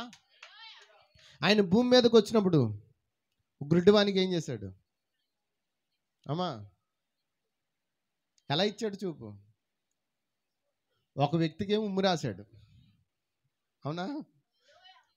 ఉమ్ము మట్టిలో వేసి బురద చేసి ఆ బురదని రాసి నీకెవరు కనబడుతున్నారు సార్ చూసి చెప్పానంటే నాకు మనుషులు కనబడుతున్నారు. ఎలా కనబడుతున్నారంటే ఎలా కనబడుతుందని చెప్పాడు తెలుసా? చెట్లు వలె కనబడుతున్నాడని చెప్పాడంట. మనుషులు ఎలా కనబడుతున్నారంట? చెట్టుల వలె కనబడుతున్నారంట. దేవునికి స్తోత్రం. దేవుడు మనల్ని అదేంతో పోల్చాడు? నిజమేనా? ఆ జీవవృక్షంలో పాలు పొందిన వారు ఇక్కడ ఉన్నారా? ఆ జీవవృక్షం ఉన్నవారు ఇక్కడ ఉన్నారా? దేవునికి స్తోత్రం. అందుకే కీర్తన గ్రంథం 146 కీర్తన 8వ వచనం అంటున్నాడు, యెహోవా గ్రుడ్డివారి కన్నులు తెరవజేయువాడు, యెహోవా కృంగిన వారిని లేవనెత్తువాడు, యెహోవా నీతిమంతులను ప్రేమించువాడు. ఎవరిని ప్రేమిస్తాడండి? నిజమేనా? నువ్వు ఎంత యథార్థంగా దేవుని సన్నిధిలో కనిపెట్టి ప్రార్థన చేస్తావో ఖచ్చితంగా దేవుడు నీ యొక్క ఆత్మీయ నేత్రాలు తెరవబోతూ ఉన్నాడు. నీకు కావలసిన ప్రతిదాన్ని ఇవ్వబోతూ ఉన్నాడు ఆయన. యెహోవా నీతిమంతులను ప్రేమించువాడు. హల్లెలూయా. మీకు ఆ ఉమ్మి రాసి ఆ యొక్క మాట ఎక్కడుందో మీకు మాట చూపిస్తాను. మార్కు సువార్త 8వ అధ్యాయము 21 నుంచి చదవండి, కానీ 22, 23 వచనం చదువుతూ ఉన్నాను. అంతలో వారు బెత్సైదాకు వచ్చినప్పుడు అక్కడ వారు ఆయన యొద్దకు ఒక గుడ్డివాని తోడుకొని వచ్చి వాని ముట్టవలని ఆయన వేడుకొనిరి. ఆయన ఆ గుడ్డివాని చేయి పట్టుకుని ఊరి వెలుపలకు తోడుకుని పోయి వారి కన్నుల మీద ఉమ్మి వేసి వాని మీద చేతులుంచి నీకేమైనా కనబడుచున్నదా అని వాడిని అడగ్గా వాడు కన్నులెత్తి మనుషులు నాకు కనబడుచున్నారు, వారు చెట్ల వలె ఉండి నడుచుచున్నట్లుగా నాకు కనబడుచున్నారని చెప్పాను. నిజం ఉందా? వాక్యం చూసారా? మార్కు సువార్త 8వ అధ్యాయము 22, 23, 24 వచనాలు చూసారండి. దేవునికి స్తోత్రం. కాబట్టి గమనించండి, మరొకరికి మరో విధంగా ఆయన చేశారు. ఆయన మాట ద్వారా స్వస్థత ఉందని ఎంతమంది నమ్ముతూ ఉన్నారు? నిజమైన బైబిల్ ఆయన మాట ద్వారా స్వస్థ ఉందా? శతాధిపతి అడిగినప్పుడు ఏమన్నాడు? నా దాసుడు రోగుడే ఉన్నాడు, నువ్వు ఒక్క మాట సెలవిస్తే చాలు నా దాసుడు ఏమవుతాడంట? స్వస్థ పొందుతాడు. ఒక్క మాట ద్వారా స్వస్థత ఉందా? మాట పలుకుడు ద్వారా తలుకుతూమి అనగానే 12 సంవత్సరాల వయసులో ఉన్న యాయిరు కుమార్తె ఏమైంది? తల తొక్కుమి అనగానే ఏముంది? ఆమె పైకి లేచింది. దేవునికి స్తోత్రం. ఆయన చూపు ద్వారా స్వస్థత ఉంది, ఆయన ఉమ్మి ద్వారా స్వస్థత ఉంది, ఆయనకు అనేక మార్గాలు ఉన్నాయి స్వస్థపరచడానికి. అందుకే దేవుడు తన సర్వెంట్స్ని, గాడ్ సర్వెంట్స్ని మన కొరకు అపాయింట్మెంట్ చేశాడు. అందుకే అదే మార్గంలో ఆయన పేతుని ఎన్నిక చేశానండి ఆయన ఎంతమంది నమ్ముతూ ఉన్నారు? అమ్మా, ఇప్పటి వరకు కొన్ని చూసాం, మీకు ఇంకా కొన్ని విషయాలు నేను చెప్పాలి. చెప్పే ముందు మరొక విషయం నేను మీతో పంచుకోవాలని ఆశపడుతున్నాను. దేవునికి స్తోత్రం. అపోస్తలుల కార్యం 5వ అధ్యాయం 15వ వచనం. నాకు అనుకున్న సమయం మరి ఆదా కొరకు ముందుకు వెళ్ళిపోతూ ఉన్నాను. 5వ అధ్యాయం 15వ వచనం. అపోస్తలుల కార్యం 5వ అధ్యాయం 15వ వచనం. త్వరగా. అందుచేత పేతురు వచ్చుచుండగా జనులు రోగులను వీధుల్లోకి తెచ్చి వారిలో ఎవని మీదైనా అతని నీడైన పడవలని మంచముల మీదను పరుపుల మీదను వారిని ఉంచిరి. ఎంతమందికి అర్థమవుతుంది? మరియు యెరూషలేము చుట్టూ నుండి పట్టణము జనులు రోగులను అపవిత్రాత్మల చేత పీడింపబడిన వారిని మోసుకుని కూడా వచ్చిరి. వారందరూ ఏమయ్యారంట? స్వస్థత పొందిరి అని ఉంది. అంటే నీడ ద్వారా కూడా స్వస్థత. ఇప్పుడు ఎవరి నీడ? పేతురు నీడ అనుకుంటున్నారు. పేతురు నీడలో స్వస్థత కాదండి. పేతురు లోపల ఉన్న దేవుని శక్తిని నీడలో వారు స్వస్థత పొందుకున్నారు. దేవునికి స్తోత్రం. హల్లెలూయా. ఎంతమంది అర్థం చేసుకుంటూ ఉన్నారు? విశ్వాసం కొరకు మూలాధారమైన పునాది అనే వర్తమానంలో చెప్తూ ఉన్నాడు. అపోస్తులకు పేతురు నడిచి వెలుచుండగా రోగుల మీద అతని నీడ పడినప్పుడు వారు స్వస్థతను పొందుకొనిరి. పేతురు నీడ వారిని స్వస్థపరచలేదు, కానీ అమ్మ వింటున్నారా? పేతురు నీడ వారిని స్వస్థపరచలేదు, కానీ అపోస్తుల యందు వారికి గల విశ్వాసమే వారిని ఏం చేసింది? స్వస్థపరిచింది. అంతేకాకుండా దేవుని తాకగల గురిని వారు కలిగి ఉండిరి. ఇప్పుడు ఆయన ఈ భూమి మీద ఉన్నప్పుడు ఈ విషయంలో వాగ్దానం చేశాడు. హల్లెలూయా, హల్లెలూయా. ఎంతమంది అర్థం చేసుకుంటున్నారు? ఆమేన్. కాబట్టి దేవుడైన యెహోవా ఏమి చూపించకుండా ఎవరికి ఏమి చేయడండి. ఆమేన్. హల్లెలూయా, హల్లెలూయా. గమనిస్తున్నారా? ఆయన అనేక క్రియలు చేసును, కానీ ఎవరిని తాను స్వస్థపరిచితనని ఆయన అన్నడు తాను గూర్చి పేర్కొనలేదు. కానీ ఈరోజు ఏమైపోయింది? పేర్కొంటున్నారు. అద్భుతాలు జరుగుతున్నాయి, రండి, ఆశ్చర్యకాలు జరుగుతున్నాయి, రండి, మేము చేతులించేస్తాం. కానీ దేవుడు అక్కడ బయలుపాటునివ్వాలి. నీకు ప్రార్థన చేయమని దేవుడు బయలుపాటునిస్తేనే ఆ బయలుపాటుని బట్టే నీకు స్వస్థత జరుగుతుంది. యేసుక్రీస్తు మీ అందరికీ బాగా పరిచయం వాక్యం యోహాను సువార్త 5వ అధ్యాయంలో బేతెస్దా కోనేరు దగ్గర ఈ కాలప్రదం అంటాడు, అదొక పెద్ద హాస్పిటల్ అంట. బేతెస్దా కోనేరు ఏంటండి? పెద్ద హాస్పిటల్. హాస్పిటల్ దగ్గర ఎవరున్నారంట? రకరకాల రోగులు ఉంటారు, అవునా కదా? పెద్ద హాస్పిటల్లో ఎంతమంది ఉంటారమ్మా? ఎంతమంది రోగులు ఉంటారు? లెక్కకు మించిన రోగులు ఉంటారు, కానీ రోగాలు కూడా తెలీదు. అలాగే ఒక రోగం ఏంటో తెలియని వ్యక్తి ఉన్నాడంట. ఎన్ని సంవత్సరాల నుంచి పడి ఉన్నాడు? రోగం ఏంటో తెలియదు అతనికి, కానీ 38 సంవత్సరాల నుంచి అక్కడే పడి ఉన్నాడు. ఊచకాల చేతులు గలవారు ఉన్నారు, అనేక మంది రోగులు అక్కడ ఉన్నారు, కుంటివారు ఉన్నారు, గుడ్డివారు ఉన్నారు, అందరూ ఉన్నారు. ఓ నిత్యంగా ఆ దూత వచ్చి ఆ నీటిని కదలకం చేసినప్పుడు ఎవరైతే మొదట దిగుతున్నారో వారే స్వస్థత పొందుకున్నారు. కానీ 38 సంవత్సరాల నుంచి ఒకడు మాత్రం అక్కడే పడి ఉన్నాడంట. కానీ అతని కోరిక ఏంటి? అతని జీవితంలో ఏనాడైనా చచ్చిపోవాలని అనుకున్నాడా? అసలు అన్ని సంవత్సరాలు రోగిగా ఉన్నంటే ఎవడైనా ఏమనుకోవాలి చెప్పండి? ఆడికి భోజనం ఎవడు పెడతాడో ఆడు తీసుకెళ్ళి ఈరోజు మంచం మీద ఉండి 2-3 రోజులు పరిచయం చేసాడు, చత్తే బాగున్నాను అంటారు కొంతమంది. అవునా కదా చెప్పండి? 2 రోజులు పరిచయం చేశాడు, చత్తే బాను, ఎందుకు మాకు ఈ పాటలు ఈ బాధలు ఎందుకు అని అంటారు. పాపం ఆ 38 సంవత్సరాల నుంచి అక్కడే పడి ఉన్నాడంటే తిండి ఎవరు పెడుతున్నారు, భోజనం ఎవరు పెడుతున్నారు, అతనికి ఈ వాష్రూమ్ ఎవరు క్లీన్ చేస్తున్నారు? అంత రోదంలో కూడా 38 సంవత్సరాల నుంచి అక్కడ పడి ఉండి చచ్చిపోతే బాగుండు అనుకోలేదంట. నా కొరకు దేవుడు స్వస్థపరచు కార్యాన్ని చేస్తాడు. విశ్వాసంతో ఉన్నాడు. సోదరుడా సోదరే, 38 సంవత్సరాల నుంచి విశ్వాసంతో ఎదురు చూస్తున్నాడు కాబట్టి దేవుడు అక్కడ ఆ బేస్తేతో కోనేరు దగ్గరికి వచ్చి అందరినీ బాగుపడు బాగుపడు బాగుపడు బాగుపడు బాగుపడు బాగుపడు అని ఎవ్వరు అట్లే నేరుగా అందరినీ దాటుకుంటూ దాటుకుంటూ దాటుకుంటూ దాటుకుంటూ ఆ వ్యక్తి దగ్గరికి వెళ్ళాడంట. ఏమయ్యా స్వస్థపరచకూడుచున్నావా అని అడిగాడంట. ఏమడిగాడు? స్వస్థపరచబడ గోరుచున్నావా ఒక మాట అడిగాడు. ఆయన ఏమన్నాడు?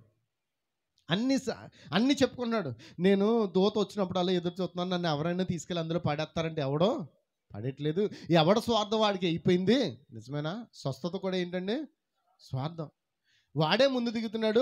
పోనీ ఇన్ని సంవత్సరాల నుంచి ఉన్నాడు రా, ఇదిగో 2 సంవత్సరాల నుంచి ఉన్నాడు, 3 సంవత్సరాల నుంచి ఉన్నాడు, 10 సంవత్సరాల నుంచి ఉన్నాడు, 20 సంవత్సరాల నుంచి ఉన్నాడు, 30 సంవత్సరాల నుంచి ఉన్నాడు అని ఎవడో కూడా జాలి పడట్లేదు. వాళ్ళే వచ్చినట్టు వాళ్ళే దిగిపోతున్నారు, వాళ్ళే స్వస్థత పోతున్నారు, వాళ్ళే వెళ్ళిపోతున్నారు, నన్ను ఎవ్వడూ పట్టించుకోవట్లేదు అయ్యా అని చెప్తున్నాడంట. దేవునికి స్తోత్రం. ఆయన అన్నాడంట, ఏమన్నాడు? నువ్వు స్వస్థపడదు కూర్చున్నావు అని అడిగాడంట. ఒక్క మాట. ఆ మాటకి ఆయన అన్నాడంట, అయితే అవునయ్యా అనగానే నీ పరుపు ఎత్తుకు నువ్వు ఈ కాలప్రవత అంటాడు, నువ్వు చక్రాల కుర్చీలో వచ్చిన తర్వాత ఆ స్టేజ్ దగ్గర తీసుకొచ్చినప్పుడు ఏదైనా సేవకుడు నీ గురించి ప్రార్థించి నువ్వు లేవమ్మా అన్నప్పుడు నువ్వేం చేయాలి? ఏం చేయాలి అమ్మ? ఏం చేయాలి? ఇప్పుడు దాకా ఇన్ని సంవత్సరం అంటే కుర్చీలో కూర్చున్నాను, ఇప్పుడు లేచిపోమంటే లేచిపోవాలా? ఎలా లేచిపోతాను నేను? తెలియలేదేటి ఈ మాత్రం పాస్టర్ గారికి అని మానవ ఆలోచన ఏం చేస్తుంది?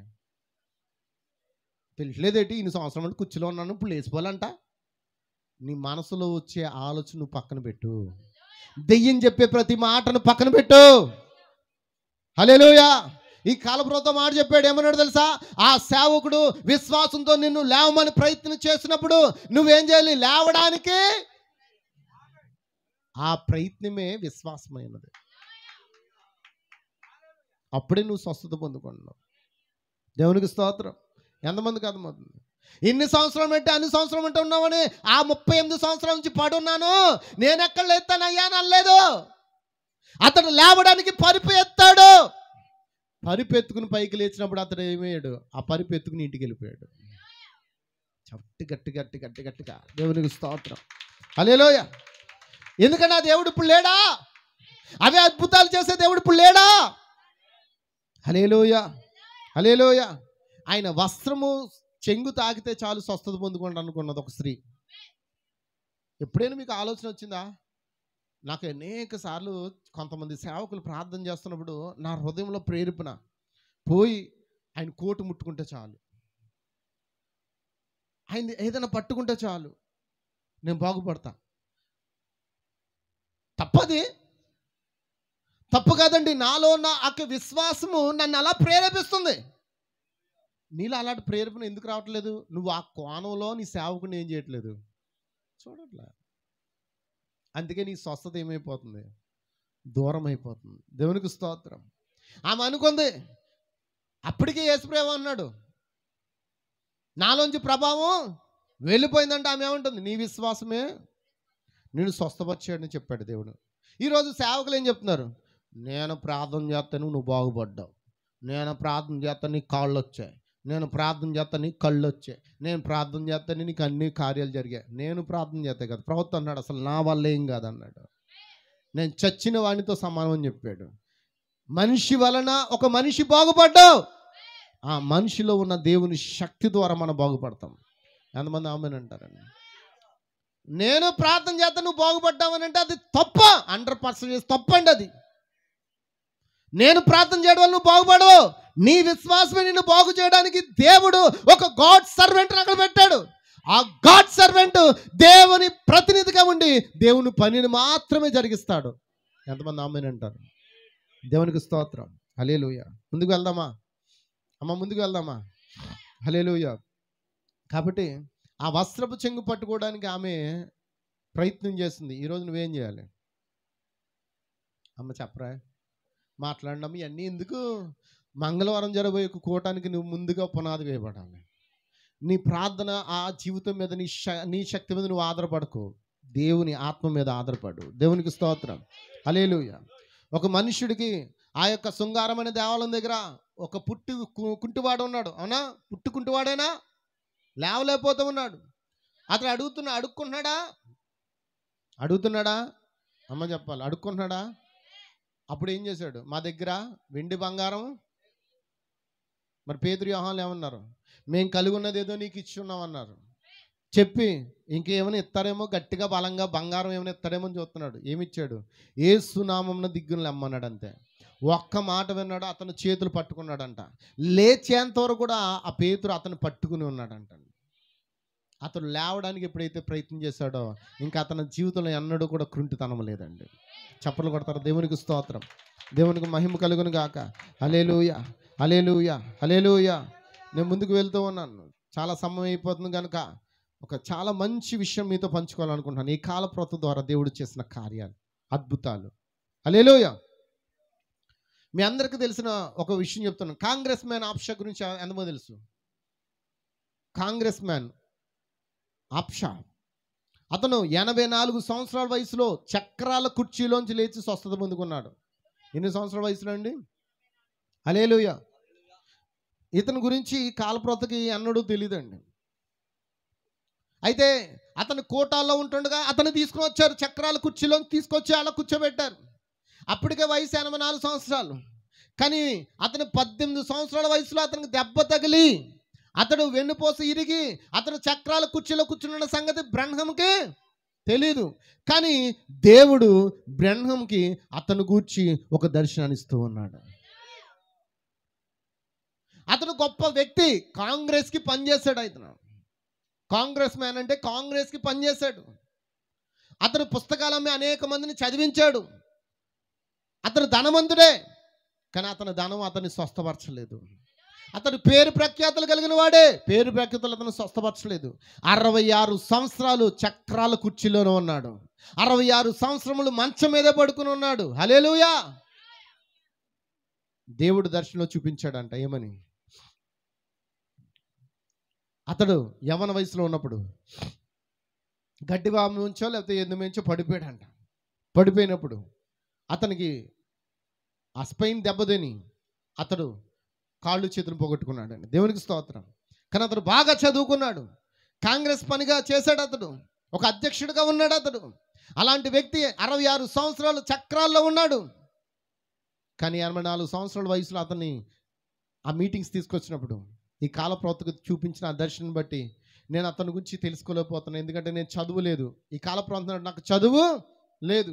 అతని గురించి తెలుసుకోవాలంటే చాలా పెద్ద పెద్ద చదువుకున్న వారికి అయితే తెలుసు, ఎందుకంటే అతని గురించి పుస్తకాలు కూడా ఉన్నాయి.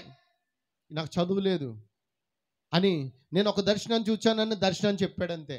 ఆ దర్శనం చెప్పినప్పుడు అతను స్నేహితుడు, బ్రహ్మం స్నేహితుడు అంటున్నాడు, ఎవరో కాదయ్యా, ఆ వ్యక్తి ఎవరో కాదు, నువ్వు చూసిన ఆ దర్శనం ఉన్న వ్యక్తి ఎవరో కాదు, ఆ కాంగ్రెస్ మ్యాన్ ఉపాక్షాత్రే అని చెప్పినాడు.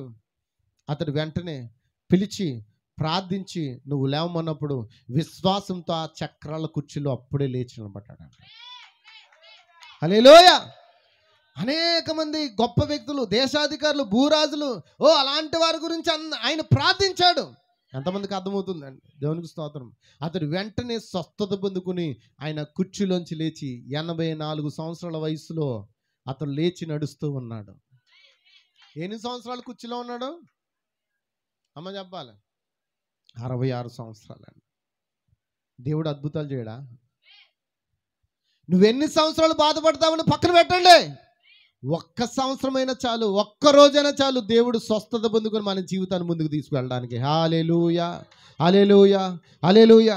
కాబట్టి గమనించండి, మరొక విషయాన్ని మీతో పంచుకోవాలనుకుంటున్నాను, చాలా ఇంపార్టెంట్ విషయం. ఆమేన్. ఎందుకనంటే ఒక బిడ్డ కొరకు ప్రార్థించమని ఒక సహోదరి, హల్లెలూయా, కర్చీఫ్ని తీసుకుని వచ్చింది. ఆ కర్చీఫ్ గురించి నేను మాట చదువుతాను. అపోస్తలుల కార్యం 19వ అధ్యాయం తీద్దామండి అందరు కూడా. అపోస్తలుల కార్యం 19వ అధ్యాయం తీసారా? ముగిస్తూ ఉన్నాను. 19:11. మరియు దేవుడు పౌలు చేత విశేషమైన అద్భుతములను చేయించును. అతని శరీరమునకు తగిలిన చేతి గుడ్డలను నడికట్లను రోగుల ఎదుగు తెచ్చినప్పుడు రోగములు వారిని విడిచెను, దెయ్యములు కూడా వదిలిపోయాను. అమ్మా వింటున్నారా? పేతురు నీడబడి కొంతమంది బాగుపడితే, ఇక్కడ పౌలు యొక్క శరీరానికి తగిలిన గుడ్డలు, చేతి గుడ్డలు ఉన్నాయా అమ్మా? ఉన్నాయా అమ్మా? ఉన్నాయా? దాన్ని మనం ఏమంటే ఇంగ్లీష్లో హ్యాండ్ కర్చీఫ్స్. చేతి గుడ్డలు అంటే ఏంటండి? ఇప్పుడు కాదని ఎప్పటి నుంచో ఉన్నాయి, బైబిల్లో రాయబడ్డాయి. హ్యాండ్ కర్చీఫ్ నువ్వు వేసుకుని ఇప్పుడు బ్యాగులు ఉన్నాయి కదండి. ఏం బ్యాగులు? హ్యాండ్ బ్యాగులు. వాటి కోసం బైబిల్లో ఉన్నాయి. కొల్లాయిల గురించి, మీరు వేసే సాలువాల గురించి, మీరు కప్పుకునే ప్రతీది కూడా బైబిల్లో ఉన్నాయా లేవా? అమ్మా ఉంటున్నారా? చేతి గుడ్డలను నడికట్లను అతని యొద్దకు తెచ్చినప్పుడు, రోగులు యొద్దకు తెచ్చినప్పుడు రోగులు వారిని ఏం చేశాయి? రోగంలో వారిని విడిచిపెట్టాయి, దెయ్యములు కూడా వదిలిపోయాయి. దేవుని స్తోత్రం. ఇక్కడ కర్చీఫ్లు అమ్మట్లేదు. ఆ కర్చీఫ్లు, ఆ చేతి గుడ్డలను తీసుకొచ్చాను, అడిగట్లు తీసుకొచ్చి ఆ యొక్క పౌలుకు తగిలినట్లుగా పెట్టినప్పుడు, తగిలితే చాలండి. ఎంతండి? వాటి కొరకు ఏం ప్రార్థించలేదు. వింటున్నారా? వాటి కొరకు ప్రార్థించినట్టు ఉందండి బైబిల్లో? ప్రార్థించినట్టు లేదండి. వాటిని తగిలితే చాలు. ఆ తగిలిన వస్త్రము తీసుకొచ్చి రోగం కలిగిన వారి మీద ఉంచినప్పుడు రోగములు విడిచిపోయాయి, దెయ్యాలు విడిచిపోయాయి. దేవునికి స్తోత్రం, హల్లెలూయా.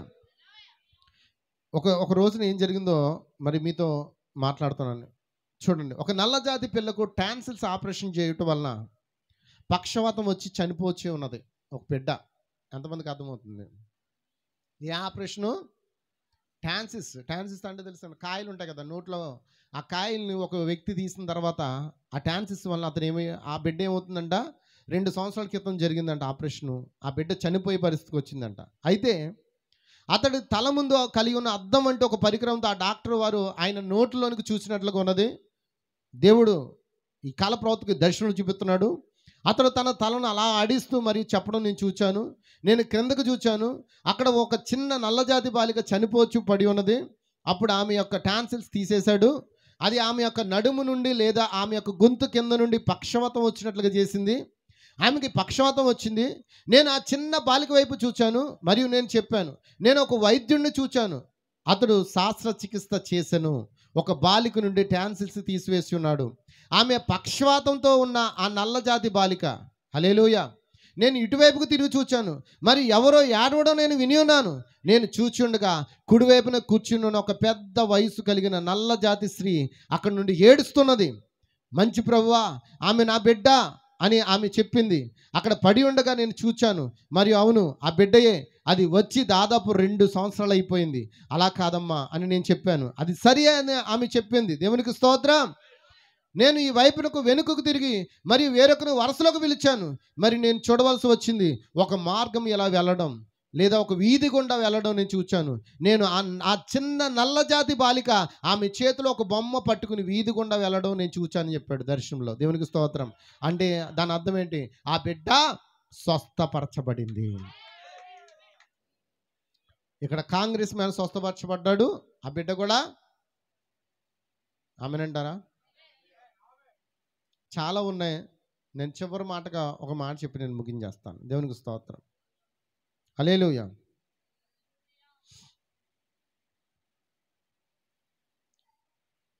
గడియ వచ్చి ఉన్నదన్న వర్తమానంలో చేతి గుడ్డ గురించి రాయబడింది. ఏంటండి?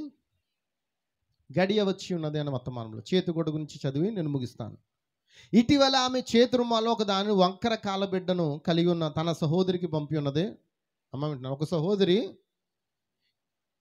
ప్రార్థన చేయించడానికి చేతి రుమాలు పట్టుకెళ్ళింది. ఈ కాల ప్రవక్త ఆ చేతు రుమాలకి ఏం చేశాడు, వాటిని తాకాడు, ప్రార్థించి వెళ్ళిపోయాడు. ఆ చేతి రుమాలను పట్టుకెళ్ళిపోయి తన సొంత సహోదరికి ఇచ్చింది. ఇచ్చినప్పుడు ఆ సొంత సహోదరికి ఏముందంటే కాళ్ళు వంకలు కలిగిన బిడ్డ. ఎన్ని సంవత్సరాలంటే సంవత్సరం కూడా కాదు, 8 నెలలు బిడ్డ. అమ్మ వింటున్నారా? ఎన్ని నెలలు బిడ్డ? 8 నెలలు బిడ్డ. కాళ్ళు ఎలా ఉన్నాయి? వంకలు తిరిగిపోయి ఉన్నాయి. ఆ వంకల కాళ్ళ బిడ్డను కలిగి ఉన్న తన సహోదరికి పంపి ఉన్నది. ఎందుకనగా ఆమె యొక్క చిన్న బిడ్డకు వంకర కాళ్ళు ఉన్నవి. అయితే ఈ చేతురుమాలు పంపించిన స్త్రీ ఆ తన సహోదరుతో ఈ యొక్క చేతురుమాలను ఆ బిడ్డ కాళ్ళకు కట్టుము, మరియు దేవుడు దాన్ని స్వస్థపరచబోచున్నాడు అని ఆమె చెప్పింది. గనుక ఆమె ఆ చేతురుమాలను ఏం చేసింది, ఆ బిడ్డ యొక్క పాదం మీద 2 వారాలు కట్టిందంట. ఎన్ని వారాలండి? 2 వారాలు కట్టిన తర్వాత ఏమైందంటే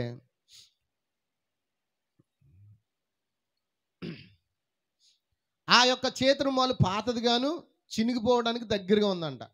కట్టి కట్టి ఏమైపోయింది, పాతది అయిపోయింది, చినిగిపోవడానికి దగ్గరగా ఉంది. సరే, ఆ యొక్క బిడ్డ పాదంలో మార్పు ఏమి రాలేదు. నేను దాన్ని తీసివేయాలని అనుకున్నానని ఆమె ఆ సహోదరికి చెప్పింది.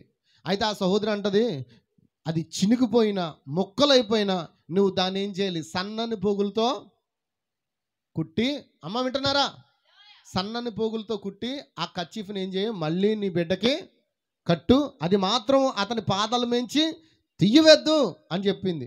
నువ్వు దాన్ని సన్నని పోగులతో ఆయన్ను కట్టి ఆ పాదం మీద ఉంచుము, ఎందుకనగా అది ఖచ్చితంగా బాగవును, అది నాకు తెలుసు. అనేక కూడికలో నేను అనేక కార్యాలు చూసి ఉన్నాను. మరియు ఆ యొక్క స్త్రీ అలాగే చేసింది. ఆమె కొన్ని పోగులను జతపరిచి ఆ యొక్క చేతురుమాలను ఆ బిడ్డ పాదంలో కట్టింది. అయితే ఒక ఉదయాన తన బిడ్డను తీసుకోవడానికి వెళ్ళింది. హల్లెలూయా. మరియు ఆ రాత్రి దేవుడు అచ్చటనే ఉన్నాడు. ఎంతమందికి అర్థమవుతుంది? మరియు ఆ యొక్క బిడ్డ కాళ్ళు సరిగ్గా వచ్చేసాయి. అంటున్నారా? మరియు ఆ స్త్రీ తన బిడ్డను చూపించుటకు కూడుకు తీసుకుని వచ్చింది. మరియు ఆ చేతి రుమాలు మీద ఉండినటువంటి పోగులను మరియు ఆ బిడ్డ యొక్క మొదటి స్థితి కలిగిన చిత్రపటంను చూపించుటకు తెచ్చింది. ఎలా ఆ బిడ్డ యొక్క పాదములు వంకరగా ఉన్నాయి. దేవునికి స్తోత్రం. 8 లేక 10 నెలల ప్రాయం కలిగిన బిడ్డ. ఆ బిడ్డ యొక్క పాదములు ఎలా అయిపోయాయి? సమ్మగా మారిపోయాయి. మరి ఇప్పుడు ఏం చేద్దాం? మరి కచ్చిపులు ప్రార్థన చేసుకుని వెళ్తారు. వెళ్ళిన తర్వాత ఆ కచ్చిపులు మీదెట్టేస్తారు. మీదెట్టి ఎన్నే జరిగిపోవాలంటారు. వెంటనే ఎక్కడైపోద్ది? నీ విశ్వాసం పనిచేయదు, నీలో ఓర్పు ఉండదు, నీలో సహనం ఉండదు. ఆ కార్యము జరిగేంత వరకు కూడా ఆ కచ్చిఫ్ను అలాగే కట్టించినప్పుడు నువ్వు ఖచ్చితంగా ఏమవుతావు? పొందుకుంటావు లేదా? అమ్మ చెప్పండి అమ్మ, పొందుకుంటారా? ఆమేన్. అంటే దేవుడు ఏం చేస్తాడు? చేతులుంచడం ద్వారా స్వస్థతనిస్తాడు, సంగీతం ద్వారా స్వస్థతనిస్తాడు. హల్లెలూయా. ఆయన నోటి మాట ద్వారా స్వస్థతుంది, ఆయన ఉమ్ము ద్వారా స్వస్థతుంది, చేతి గుడ్డల ద్వారా స్వస్థతుంది, చేతి వస్త్రం చెంగు ద్వారా స్వస్థతుంది. ఆయన నీడలో కూడా ఏముంది? ఆయన ఏదో విధంగా నేను ఏం చేయాలనుకుంటున్నాడు?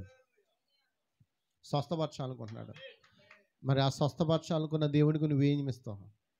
నువ్వేమి ఇవ్వదు, కానీ నీ హృదయం అంతటిని ఆయనకి పూర్తిగా ఇవ్వండి. అప్పుడు దేవుడు నేను అన్ని కార్యంలో స్వస్థపరిచి నిన్ను పైకి లేపుతాడు. దేవుడు ఈ మాటలు మీ హృదయంలో దేవుడు దీవించును గాక. God bless you. God bless you. ప్రార్థిద్దామండి. అందరూ కూడా ప్రార్థన చేద్దాం.